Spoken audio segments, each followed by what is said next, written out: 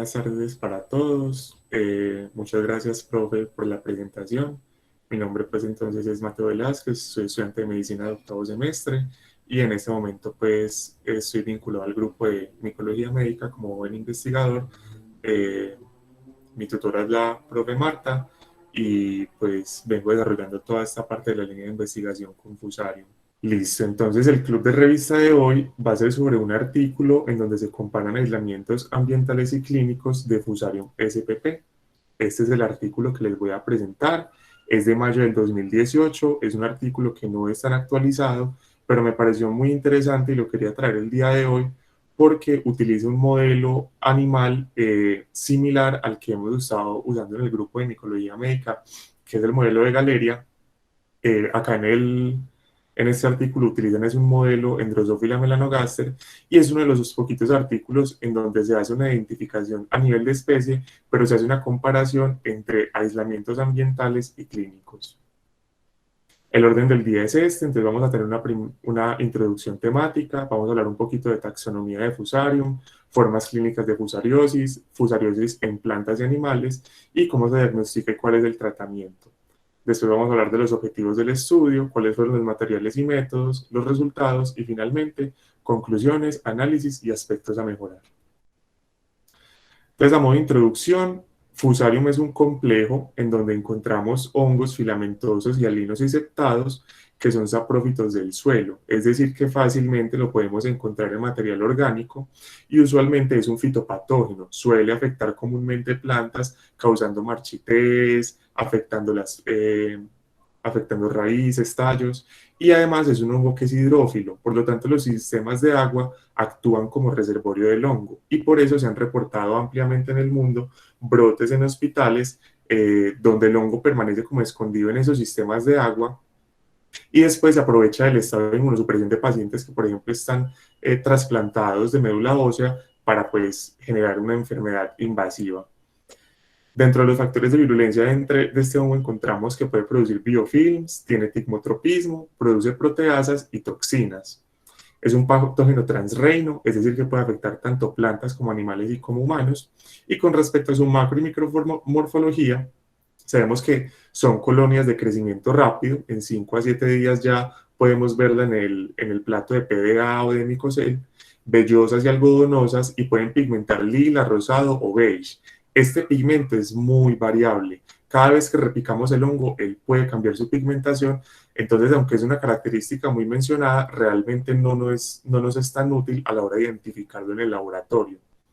Ramifica a 45 grados y las fialides pueden tener uno o varios poros. Los microconidios son ovoides, unicelulares y en ocasiones con tabiques, mientras que los macroconidios usualmente los reportan en forma de media luna, es decir, fusiformes, y por eso pues de ahí viene su nombre. Pero ¿qué pasa?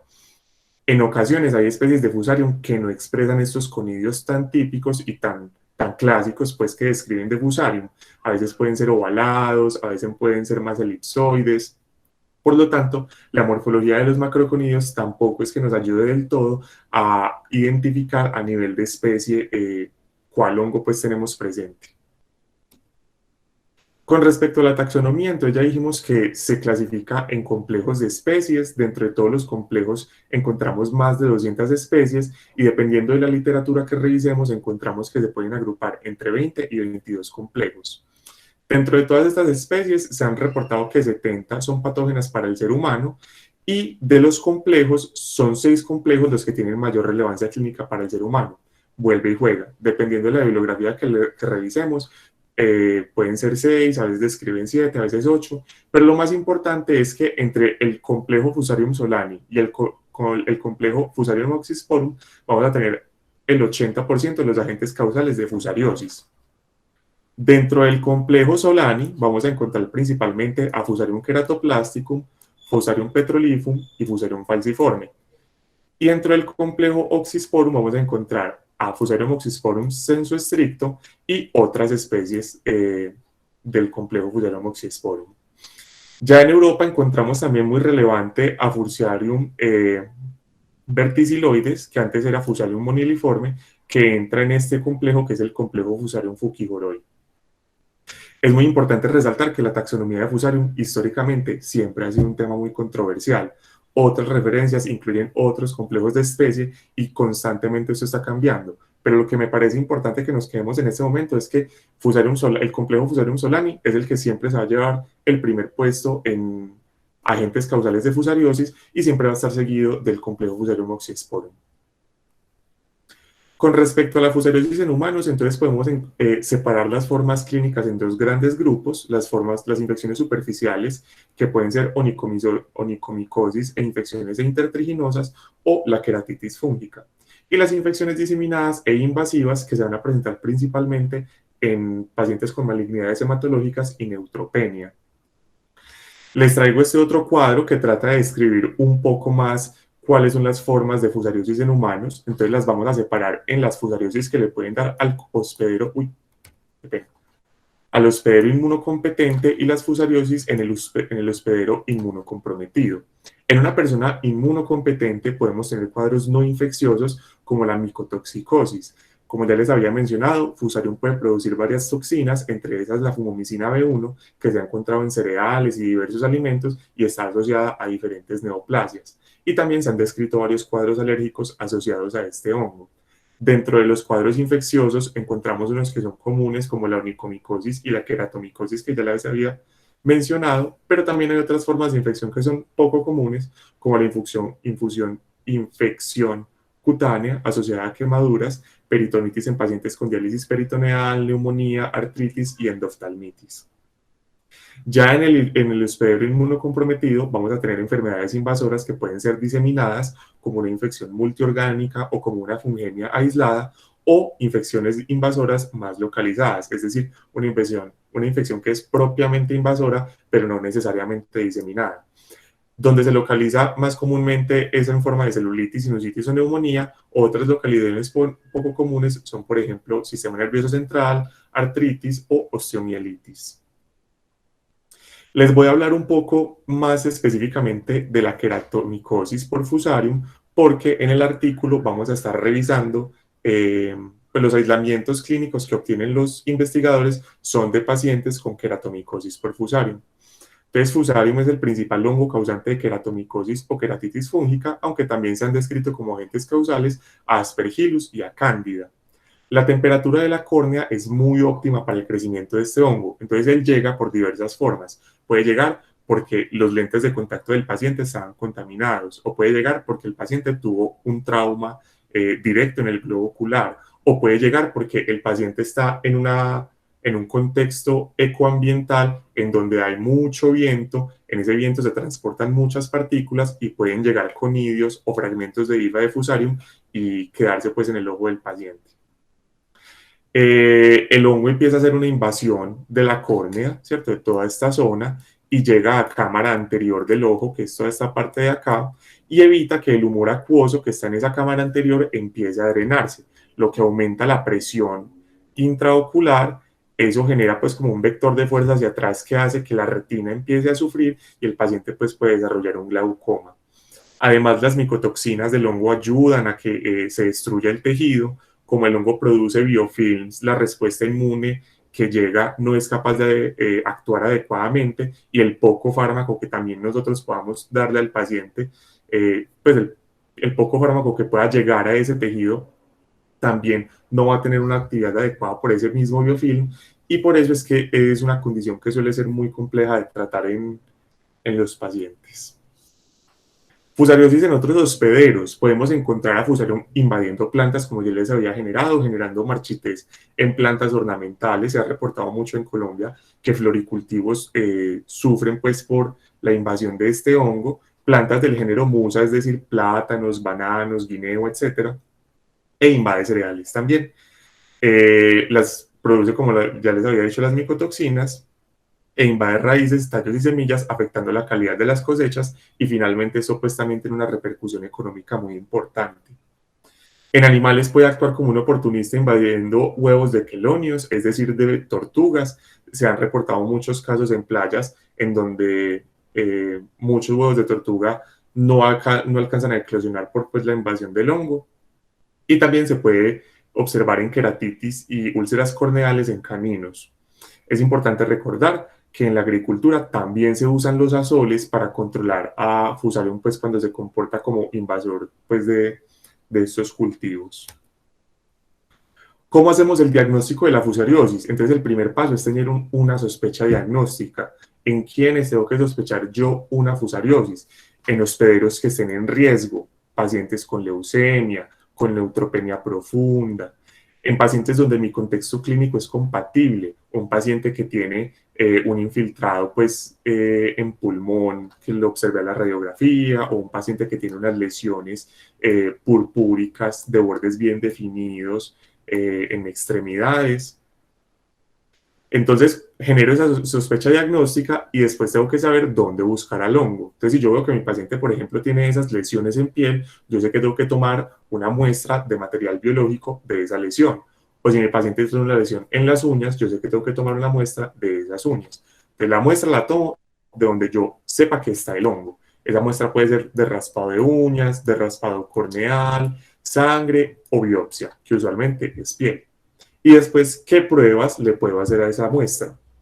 Entonces, usualmente se hace cultivo que me confirma el diagnóstico y a esos cultivos los puedo hacer en agares o les puedo hacer unos métodos especiales para que el hongo esporule y a través de la esporulación identificarlo más fácilmente. ¿Existen métodos moleculares? Sí, claro, el Malditov, la PCR, pero comúnmente no se usan. Los usan más que todo en laboratorios pues, de referencia. Con respecto al tratamiento, sabemos que Fusarium es muy resistente a la gran mayoría de antifúngicos, la MIC para anfotericina B incluso es mayor que la de Aspergillus y es susceptible a los nuevos azoles como boriconazol, posaconazol e isavuconazol. Los azoles de generaciones más antiguas como el itraconazol y el fluconazol no tienen acción contra este hongo. Fusarium, el complejo de Fusarium solani es el que muestra las MICs más altas y como ya les había dicho, este es el complejo que va a estar más prevalente en las fusariosis de nuestros pacientes. Por lo tanto, siempre vamos a tener que estar lidiando, bueno, la gran mayoría de ocasiones vamos a tener que estar lidiando con especies del complejo que se asocian pues a MICs más elevadas. Y las equinocandinas carecen totalmente de actividad contra este hongo. El fungigrama no se hace de rutina y actualmente han aparecido cepas que son muy resistentes. Existen efectivamente laboratorios especializados en identificar la sensibilidad, pero esto se hace principalmente para muestras ambientales, no tanto en pacientes. Entonces, con respecto al tratamiento de la fusariosis localizada, si es una queratomicosis, lo ideal es combinar la terapia tópica con la sistémica. Usualmente se utiliza la combinación de natamicina con boriconazol, pero en los casos más graves pues ya se tiene que hacer un trasplante de córnea. Y en la onicomicosis se prefiere el tratamiento sistémico sobre el manejo tópico aislado. Se ha demostrado, aunque el itraconazol pues in vitro se ve que no tiene mucha acción contra este hongo. Se ha visto que el itraconazol sí puede ser efectivo para el manejo de la onicomicosis por Fusarium y en ocasiones se puede manejar con terbinafina. Esto es controversial porque hay literatura que dice que la MIC de la terbinafina es supremamente alta, pero este mismo estudio que les voy a presentar nos va a demostrar que realmente la MIC de la terbinafina es supremamente heterogénea. En un mundo ideal, uno debería mandar un fungigrama para ver si en esa onicomicosis yo podría usar terbinafina, pero como ya les dije, pues esto no se hace de rutina. En los casos de fusariosis invasora, entonces lo más importante es tratar de reconstituir el sistema inmune de nuestro paciente, porque esto es un predictor para desenlaces positivos en los pacientes con fusariosis invasora o diseminada. La anfotericina B y los nuevos azoles han demostrado ser efectivos, pero realmente no hay ensayos clínicos que nos permitan decir voy a tomar una decisión basada en la evidencia. Y en los casos más graves pues se puede considerar la terapia combinada porque la anfotericina B y los nuevos azoles como el boriconazol y el posaconazol tienen actividad sinergista. Ahora sí, entonces vamos a empezar a revisar el artículo. Entonces, los autores nos plantean una serie de problemáticas, entre esas el hecho de que la queratomicosis es un problema común en los agricultores del sur de la India. El agente más frecuente son miembros del complejo Fusarium solani, la susceptibilidad a los antifúngicos de este complejo es baja y la resistencia a antifúngicos se asocia al uso de los fungicidas en el campo. Todo esto entonces tiene como consecuencia que la queratomicosis es de muy difícil manejo para en estos pacientes. Por lo tanto, los autores plantean los siguientes objetivos. El primero es aislar cepas del complejo Fusarium solani en pacientes con queratomicosis y fuentes ambientales, identificar las cepas a nivel de especie por medio de métodos moleculares, determinar la susceptibilidad in vitro a antifúngicos, comparar la virulencia de diferentes cepas por medio de un modelo animal y finalmente presentar y discutir los detalles clínicos de los pacientes con queratomicosis. Vamos a empezar entonces a describir los materiales y métodos que plantearon estos autores. Para los aislamientos clínicos, entonces obtuvieron un total de 22 aislamientos que provenían todos de pacientes con queratomicosis que asistían a este centro oftalmológico en el sur de la India. Acá pues en el mapa se observa en dónde está ubicado. ¿Cómo fue el procedimiento para obtener estos aislamientos? Entonces las muestras fueron tomadas por oftalmólogos desde la base de las úlceras corneales con una espátula Kimura bajo anestesia local, y el material que obtuvieron fue inmediatamente cultivado. Todas las muestras se cultivaban en 4 medios diferentes. Entonces, la cultivaban en agar sangre de oveja, chocolate, PDA y caldo de infusión cerebro y corazón con gentamicina. Cabe resaltar que de estos 4 medios, solo uno nos permite el crecimiento de hongos, que es el PDA. El resto de hongos el resto de medios, qué pena, son principalmente para bacterias, y es totalmente lógico que los utilicen porque en algunos casos las opacidades corneales también pueden ser causadas por agentes bacterianos, entonces hay que hacer como ese diagnóstico diferencial. Se cultivaron entonces por 3 semanas. Con respecto a los aislamientos ambientales, se tomaron las muestras de suelos, raíces y tallos en jardines, parques y campos agrícolas en los alrededores de la región, que ya les mostré en noviembre del 2002. En total se obtuvieron 20 aislamientos. ¿Y cómo fue el procedimiento para obtenerlos? Las muestras de plantas las esterilizaban en etanol al 75% 5 minutos y después al 95% otros 5 minutos. Se hacían cortes pequeños y se sembraban en el medio de cultivo. Y las muestras de tierra, cada gramo fue suspendido en 100 cc de agua, se diluyeron y se cultivaron. Pero ¿cuál fue el medio de cultivo que utilizaron para estas muestras ambientales? Utilizaron el agar rosa de Bengala cloranfenicol. Quería pues traerles la descripción de este agar, que me parecía muy importante porque es un agar altamente selectivo y muy bueno. Se ha demostrado que es muy selectivo para lograr el crecimiento de hongos ambientales. El cloranfenicol pues va a inhibir el crecimiento bacteriano y el rosa de Bengala inhibe el crecimiento de hongos de rápido crecimiento, valga la redundancia. Es muy parecido al micocel, pero tiene la ventaja de que tiene ese rosa de Bengala, que lo que hace es que de pronto esos mohos aceptados que encontramos fácilmente en el medio y que invaden fácilmente las cajas de Petri, crezcan más lentamente y darle el chance a otros hongos como Fusarium a que puedan crecer sus colonias y después repicarlas de ahí. Las colonias entonces del agar rosa de Bengala fueron repicadas a PDA y las colonias Fusarium-like, o sea que eran similares a Fusarium por sus características macro y microscópicas, después fueron purificadas. Todos los aislamientos finalmente, tanto los clínicos como los ambientales, se subcultivaron y se almacenaron a 4 grados centígrados en PDA. Con respecto a la identificación molecular, entonces se realizó en los aislamientos que se sospechaba eran Fusarium por su micro y macromorfología. Como ya les dije desde el principio de la presentación, ser capaz de distinguir Fusarium a nivel de especie solamente por clave taxonómica es muy difícil. Entonces, por eso hay que hacer estos métodos de identificación molecular. Lo único que yo puedo hacer por micro y macromorfología, es decir, este hongo es un Fusarium, pero yo no puedo decir si es un Fusarium dimerum, un Oxysporum, un Keratoplasticum, etc.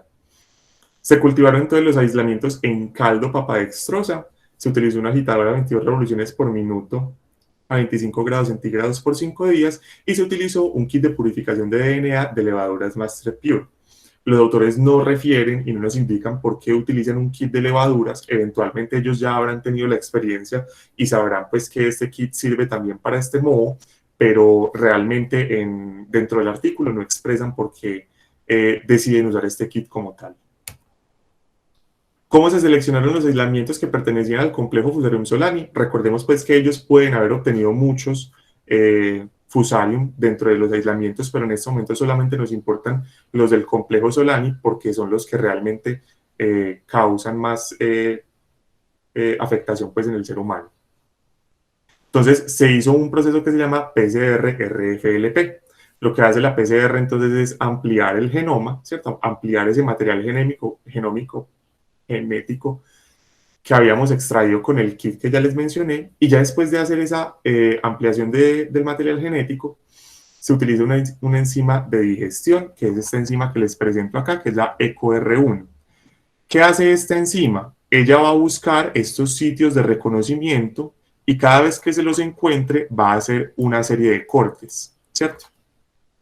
Lo que va a resultar entonces es que cada complejo de Fusarium tiene una serie de polimorfismos diferentes. Entonces, en algunos complejos, esta enzima de digestión va a hacer más o menos cortes o los va a hacer en sitios diferentes. Por lo tanto, se van a generar unos fragmentos diferentes para cada complejo y cuando yo corra eso en una electroforesis, se me van a generar unos patrones diferentes y propios de cada complejo. Y así es pues como soy capaz de distinguir qué aislamientos pertenecen a qué complejos y saber cuáles son los Solani, que son los que me interesan en este momento.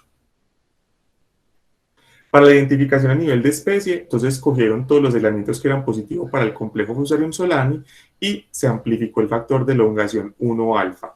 Las secuencias se depositaron en GenBank y se realizó una consulta por medio de un buscador BLAST en la base de datos pues, de PubMLTS. Además, se hizo un análisis de máxima verosimilitud para generar árboles finogenéticos con las secuencias pues, que se produjeron y se utilizó una metodología bayesiana. Para evaluar entonces la susceptibilidad a antifúngicos se utilizó este protocolo del CLSI que nos indica pues cómo evaluar la sensibilidad por microdilución para mohos y los antifúngicos evaluados fueron anfotericina, clotrimazol, econazol, fluconazol, itraconazol, ketoconazol y terbinafina, todos en polvo y adicionalmente natamicina en solución ocular. Las conidias se preparan en una solución de solución salina al 0.85% y desde los cultivos de PDA, pues que en donde tenían todos los aislamientos. Se ajustó la densidad del inóculo a 10 a la 4 unidades formadoras de colonia por mililitro y se incubaron 48 horas a 35 grados centígrados. La MIC fue definida como la concentración más baja de antifúngico necesaria para inhibir por completo el crecimiento del hongo, pero para fluconazol y para ketoconazol se definió como el 50%. Las cepas control fueron Aspergillus flavus y Candida krusei y el ensayo se realizó por triplicado. ¿Qué era entonces lo que veían los investigadores en esta prueba de susceptibilidad por microdilución? Más o menos lo que estamos viendo en esta imagen de acá. Acá cada una de las filas corresponde a un antifúngico, se sembraba en cada plato el hongo y cada uno de los pocitos tenía una concentración diferente del antifúngico. Entonces podemos ver que a esta concentración, por ejemplo, el hongo no crece, pero ya cuando se diluye más el antifúngico, empiezan a crecer las cifras del hongo y se empieza a ver una mayor opacidad. Entonces uno sabría que la MIC se encuentra en ese punto.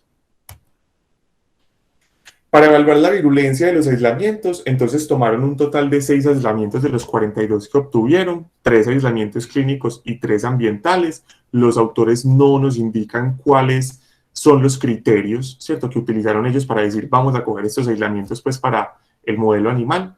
Pero más adelante cuando veamos como los resultados, las pruebas de susceptibilidad y el árbol filogenético, podemos tener como una hipótesis, ¿cierto? Y podemos tratar de deducir cuál fue la forma de pensar de los autores para haber elegido estos aislamientos como tal. Se cultivaron en PDA, después se pasó a una solución buffer para hacer un inóculo de 10 a las 7 conidas por mililitro. Se criaron 2 cepas de drosófila, una cepa wild type y una cepa mutante para MIP88. De la cepa wild type hubo moscas que se infectaron con el inóculo que ya les comenté y otras que se inocularon solamente con el buffer que funcionaron como el control, y lo mismo hicieron con las cepas mutantes para MIP88. Unas las infectaron con el inóculo que ya les comenté y otras funcionaron como cepa control porque les inocularon solamente el buffer. La inoculación pues fue con anestesia, con un pinchazo en el tórax. Cada experimento contó con aproximadamente 60 moscas por genotipo y las moscas eran trasladadas cada 2 días a nuevos viales para garantizar pues un adecuado soporte pues como alimenticio, porque ellas tienen que estar como en unos recipientes con agar de maíz. A partir de los resultados entonces se generaron unas curvas de sobrevida de Kaplan-Meier. Quiero traer pues acá esta corta diapositiva para hablar un poquito de 1088 y por qué es importante en este contexto. Hay que recordar que los TLR son activadores de la respuesta inmune innata y reconocen patrones específicos de microorganismos, por ejemplo el TLR4 que reconoce el lipopolisacárido o el TLR5 que reconoce la flagelina. Y estos TLRs pueden activar una vía que es dependiente y otra que es independiente de 1088. La vía que es independiente le permite al TLR inducir en la célula una respuesta que es muy característica de ese TLR. Pero la vía que sí es dependiente del MID88 es común para todos los TLRs y no solamente para los TLRs, porque MID88, esta proteína adaptadora, que acá pues se ve muy bonita en el gráfico, también participa como mediador de la señalización de otros receptores, como el receptor de la interleuquina 1, entre otros. Esa vía entonces de MID88 lo que ayuda es a transducir esa señal al interior del citoplasma y regular la proliferación y diferenciación pues, de las células, tanto en la respuesta inmune innata como incluso en la adaptativa. Listo. Entonces ya terminamos la parte de materiales y métodos. Vamos a pasar a discutir los resultados que tuvieron estos autores en este artículo. Entonces, con respecto a los aislamientos clínicos, ya les conté que se obtuvieron un total de 22 aislamientos de pacientes. Todos los pacientes provenían de estados del sur de la India. El estado en donde se encontraba el hospital que les comenté, que era donde, pues, de donde provenían los pacientes, es el estado de Tamil Nadu. Otros dos pacientes venían del estado de Kerala, pero este es un estado vecino que también pues queda en el sur. Entonces, en general, todos los pacientes venían exactamente de la misma región de la India. La gran mayoría de aislamientos fueron identificados molecularmente como Fusarium falciforme, pero uno correspondió a Fusarium keratoplasticum, que es este aislamiento de aquí, el 414, como lo vemos acá. Con respecto a los aislamientos ambientales, entonces se obtuvieron un total de 20 aislamientos, 18 provenían de muestras de suelo y de los cuales 3 provenían de suelo de cultivos de banano. Quiero traer este dato a colación porque en Colombia, especialmente en el Urabá antioqueño, se ha reportado ampliamente a Fusarium como un patógeno de las plantaciones de banano en nuestra región. Entonces, es importante ver que también se puede evidenciar esta capacidad de Fusarium en otras regiones del mundo.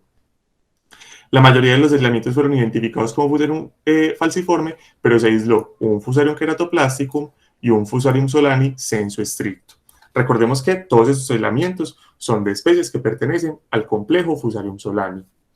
Cabe resaltar que las muestras de los pacientes eran de pacientes muestras que se habían obtenido entre los años 2004 y 2005, mientras que las muestras ambientales fueron todas obtenidas en el año 2012. Esto podría inducir un sesgo a la hora de interpretar los resultados del estudio y lo vamos a evaluar más adelante cuando hagamos pues como el análisis. Con respecto a la descripción de las características de los pacientes, los datos pues clínicos se obtuvieron solamente de 21 pacientes, no se pudo obtener los datos clínicos de este paciente de acá. 13 casos se registraron entre junio y agosto y esto es muy importante porque en esos 2 meses la región del sur de la India sufre grandes vientos y esos vientos pueden transportar estas partículas conidios y fragmentos de hifa y facilitar pues que se inocule en la córnea de las personas. Además, 50% de los pacientes reportaron trauma ocular, o sea, 50% de los pacientes tuvieron realmente un evento en donde uno puede decir, pues pucha, el hongo sí se pudo haber inoculado ahí, pero en el otro 50% no hay reporte de este trauma ocular. Entonces, posiblemente ese factor ecoambiental de los grandes vientos que transportan pues estas partículas sea una posible explicación pues para que estos pacientes hayan adquirido la infección. Se presentaron 6 úlceras leves, 7 moderadas y 8 graves, y 16 pacientes recibieron natamicina, itraconazol y econazol de forma tópica, y 12 de estos pacientes recibieron adicionalmente ketoconazol sistémico. Además, podemos observar que 5 pacientes presentaron falla en el tratamiento pues, de primera línea y tuvieron que ser sometidos a una cirugía pues, de reemplazo de la córnea, un trasplante de córnea. Con respecto a la identificación basada en métodos moleculares, entonces se generó, los autores nos comparten este árbol filogenético que generaron ellos. El soporte de las ramas es bueno, acá es 100 de 100 y 171. Podemos observar que la gran mayoría de aislamiento corresponden a la especie Fusarium falciforme. Observamos que hay un aislamiento que pertenece a Fusarium solani, que fue el que encontraron en los aislamientos ambientales, y dos de Fusarium keratoplasticum, uno de aislamientos ambientales y otro de aislamientos clínicos. Además, se utilizaron dos grupos control, que eran dos cepas de Fusarium que pertenecían al complejo Fusarium dimerum. ¿Qué tenemos para resaltar? Pues de este árbol filogenético, que podemos encontrar algunos clados que tienen una similitud filogenética muy importante, que incluso uno podría decir, juepucha, ¿será que estos aislamientos realmente son el mismo? Y si nos ponemos a observar más detalladamente, vemos que dentro de este clado, por ejemplo, que les estoy señalando, hay un aislamiento ambiental y el resto son clínicos. Entonces uno podría generar la hipótesis y decir, estos 4 pacientes pudieron haber adquirido su infección de este mismo aislamiento ambiental, pero solamente es una hipótesis, realmente nos falta mucha información para poder decir si la acogeríamos o no. Y también se resalta mucho este aislamiento de Fusarium falciforme, que realmente dista mucho genéticamente, está alejado genéticamente del resto de aislamientos, y vamos a poder ver que esa distancia genética va a estar reflejada más adelante en la forma, en la sensibilidad a los antifúngicos de este aislamiento en particular. Es el aislamiento 407, guardemos ese numerito pues como para que lo revisemos ahorita más adelante. Acá entonces está la susceptibilidad a antifúngicos. Entonces lo que podemos ver es que efectivamente el ketoconazol y el fluconazol son ineficaces para inhibir el crecimiento de Fusarium. Y en rojo les marco los 3 aislamientos clínicos que tomaron los autores para después inocular en las Drosophila melanogaster. Vemos que tomaron entonces este Fusarium falciforme, que es el aislamiento 407, y podemos ver que su MIC para anfotericina B es muy bajita. Es un aislamiento que es altamente sensible a la anfotericina B. Entonces, ese perfil de susceptibilidad como que se correlaciona con la distancia que observábamos en el árbol filogenético. Tomaron también esta otra cepa de Fusarium falciforme, que también tenía una sensibilidad pues era muy sensible a la anfotericina, y tomaron la cepa de Fusarium keratoplasticum, el único Fusarium keratoplasticum que lograron aislar de las muestras clínicas. Con respecto a la susceptibilidad de los aislamientos ambientales, podemos observar que estos son significativamente menos sensibles al econazol en comparación con los aislamientos clínicos, pero para el resto de moléculas son similares. Se podría generar la hipótesis de que esto es un claro reflejo de que los aislamientos ambientales están constantemente expuestos a azoles, porque como ya les comenté, para el control en la agricultura también se utilizan los azoles, y puede que por eso estén estos aislamientos expresando una menor sensibilidad al econazol. Nuevamente en rojo están marcados los aislamientos que los autores tomaron para inocular en Drosophila melanogaster. Tomaron el aislamiento de Fusarium keratoplasticum, tomaron uno de falciforme y tomaron el de Fusarium solani sensu estricto. Con respecto a las curvas de Kaplan-Meier, acá les presento entonces las 3 curvas de supervivencia de las moscas de Drosophila melanogaster que fueron inoculadas con los aislamientos clínicos. Recordemos entonces que 2 grupos fueron inoculados con Fusarium falciforme y un tercer grupo fue inoculado con Fusarium keratoplasticum. Lo que podemos ver en las 2 primeras gráficas es que estas cepas de Fusarium falciforme se comportaron como avirulentas para las moscas wild type. Vemos que al 6º día la mortalidad de las moscas wild type, que son la franja negra continua, fue menor del 50%. Mientras que para las mutantes MIT88, al 6º día sí vemos una mortalidad mayor al 90%.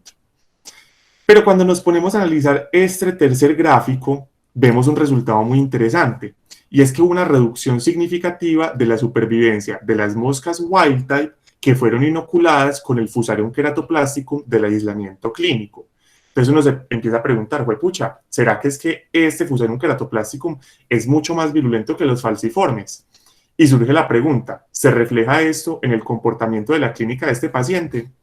Entonces, me voy a volver un momento. Recordemos que este era el aislamiento 414 y devolvámonos a la tabla en donde están los datos clínicos de los pacientes y encontramos que acá está ese aislamiento, ¿cierto? El 414, que pertenecía a un paciente que tenía una úlcera severa, que recibió todos los tratamientos tópicos y además recibió tratamiento sistémico, que a pesar de eso tuvo una falla en el tratamiento y que por eso tuvo que ser sometido a una terapia de trasplante de córnea. Entonces, con esto uno podría empezar a generar la hipótesis de que los pacientes infectados con Fusarium keratoplasticum pueden presentar mayor cantidad de desenlaces negativos en su enfermedad. Nuevamente, pues como una hipótesis, ¿cierto? Que nos podría pues, permitir generar estos resultados. Con respecto a las moscas infectadas con